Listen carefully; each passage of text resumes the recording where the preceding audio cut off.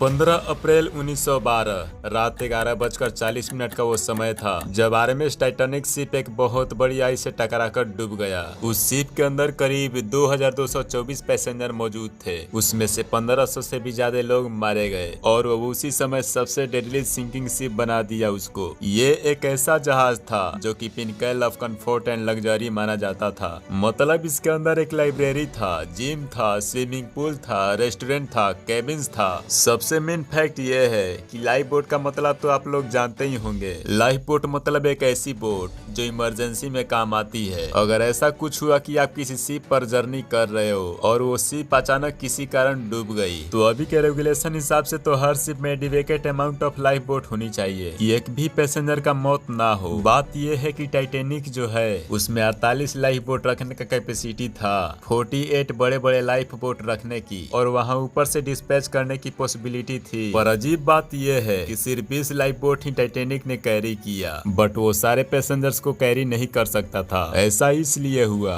क्योंकि जब टाइटैनिक बना था तब इसको अनसिंकेबल शिप के नाम से जाना जाता था। ये एक ऐसा शिप माना जाता था जो कि कभी भी सिंक नहीं हो सकता। ऐसा माना जाता था कि ये अनसिंकेबल है और कोई भी अगर कह दे इसको कि लॉन्च के बाद ये डूब जाएगा तो उसके ऊपर लोग चढ़ जाते थे, क्योंकि ऐसा हो ही नहीं सकता था। लोग बोलते थे अरे यार ये तो अनसिंकेबल शिप है, इसमें क्या होगा। देखो क्या है कि हर जहाज में सेफ्टी प्रोसीजर्स फॉलो किए जाते हैं कि अगर कुछ घटना हो गई तो उस टाइम कैसे चीजें मैनेज होगी, उसका टेस्टिंग होता है। तो लाइफ बोट ड्रिल एक टेस्टिंग प्रोसीजर्स है और ये शेड्यूल उसी दिन था जिस दिन टाइटैनिक निकला था, बट वो कैप्टन एडवर्ड स्मिथ ने इग्नोर किया क्योंकि उनको कॉन्फिडेंस था कि यह अनसिंकेबल शिप है और इतना ड्रिल टेस्टिंग तामझाम करने की जरूरत नहीं है, ये तो अनसिंकेबल शिप है। बट उनको क्या पता था कि ये कितना जरूरी था। टाइटैनिक जो है ये 17 सितंबर 1908 को ऑर्डर किया गया था और ये कंप्लीट हो गया था पूरी तरह से 100%। 2 अप्रैल 1912 को यह कुछ सालों में पूरी तरह से कंप्लीट हो गया था। ये पहली बार 10 अप्रैल को इसकी पहली जर्नी थी जिसमें वो डूबा था। वो लॉन्च हुआ था 10 अप्रैल 1912 को और 15 अप्रैल 1912 को यह ऑफिशियली आउट ऑफ सर्विस हो गया। मतलब इस शिप के जो लाइफ है वो सिर्फ सर्विस डेट से 5 दिन, सिर्फ 5 ही दिन ये एग्जिस्ट कर पाया। इतने सालों की मेहनत सिर्फ 5 दिन में ही बर्बाद हो गई। 10 अप्रैल 1912 को यह शिप शुरू हुई। जब ये आइसबर्ग हिट किया तब ये 1600 किलोमीटर चल चुकी थी। 14 अप्रैल 1912 को रात 11:40 पर यह आइसबर्ग हिट किया था और ऑलमोस्ट 2.5-3 घंटे के बाद 2:20 सुबह के 2:20 में 15 अप्रैल को यह शिप पूरी तरह से बीच से ही टूट गया। और जब ये टूटा उसके बाद एक शिप आरएमएस कारपेथिया राइवा और बचे हुए 710 सर्वाइवर को सेव किया। टाइटैनिक का जो रेक है, जो रिमेन्स है, वो समुद्र से 12,500 फीट अंदर है, करीब 4 किलोमीटर अंदर। जब ये शिप 1915 में डूबा उसके बाद से कई सारे प्रयास किए गए इसको फाइंड करने के लिए कि जो इसका रेक है वो किधर है, बट कोई भी सफल नहीं हो पाया। अनटिल 1 सितंबर 1985 में करीब 70 साल बाद इसके रेक को फाइंड किया गया। कई सारे ड्रोन्स भेजे गए इसके फिल्मिंग के लिए, इसके रेक के लिए। एंड जो रेक आप अपने स्क्रीन पे देख रहे हो ये उसके रियर रेक के पिक्चर है। दोस्तों टाइटैनिक के बारे में मैं आपको कुछ रैंडम फैक्ट्स बताना चाहता हूँ। जो आइसबर्ग टाइटैनिक को हिट किया था वो करीब 100 फीट ऊपर था वाटर से। मतलब जो पार्ट टाइटैनिक को हिट किया था वो करीब 50 से 100 फीट ऊंचा था। आपको बता दे कि जो टाइटैनिक पर लाइफ बोट थे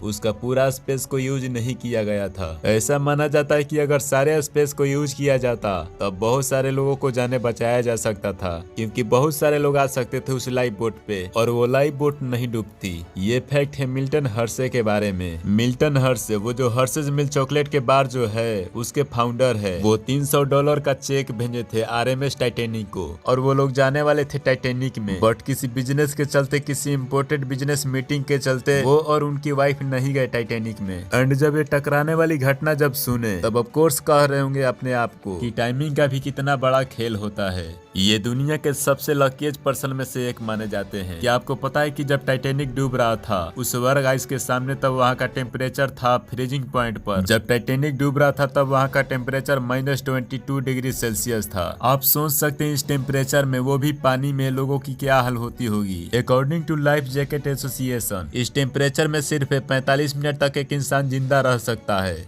टाइटैनिक के सामने जब वो डूब रहा था तब ऐसा कहा जाता है कि एसएस कैलिफोर्निया नाम का एक जहाज था जो कि टाइटैनिक से सिर्फ 20 मील दूर था, और जो कारपेथिया शिप टाइटैनिक को एक्चुअल में बचाया था वहाँ के लोगों को, वो तो 60 मील दूर से आ रहा था। बट सामने ही एक जहाज था एसएस कैलिफोर्निया, और अगर वो जहाज आ जाता तब शायद बहुत सारे लोग बच जाते। बट वो नहीं आया क्योंकि कोई भी सिग्नल को सीरियसली नहीं लिया और ध्यान नहीं दिया। उनके हिसाब से टाइटैनिक उनके साइड पे नहीं था, उन्हें दिखाई नहीं दे रहा था, एंड ऊपर के फ्लेयर्स को देख कर उनको लग रहा था कि ये नॉर्मल पार्टी वगैरह चल रही होगी। तो ये एक बहुत बड़ी गलती हुई एसएस कैलिफोर्निया से, जो कि शायद नहीं होनी चाहिए था। जब टाइटैनिक के 700 लोग जो बचकर आए थे शिप से, वो जब आए वापस तो उनको देखने के लिए 40,000 लोग न्यूयॉर्क में आए थे। जब ये टाइटैनिक 1995 में मिला तब अंडर वाटर रोबोट ने 1 लाख से भी ज्यादा फोटोज क्लिक किया था। ये दुनिया के आज तक के सबसे बड़े घटनाओं में से एक था, जो कि हर एक के दिल को शेक कर देती है जब कोई भी इस कहानी को सुनता है। और ये जो फैक्ट्स थे, इसके बारे में जो जनरल नॉलेज थी, ये ऑलमोस्ट सबको पता होनी चाहिए, और इसीलिए मैंने आपसे ये सब शेयर किया। Thank you so much watching for this video. अगर आपको ये वीडियो पसंद आया हो तो लाइक जरूर कर देना, और अगर आप अभी तक इस चैनल को सब्सक्राइब नहीं किए हैं तो चैनल को सब्सक्राइब करके बेल आइकन ऑन जरूर कर लेना।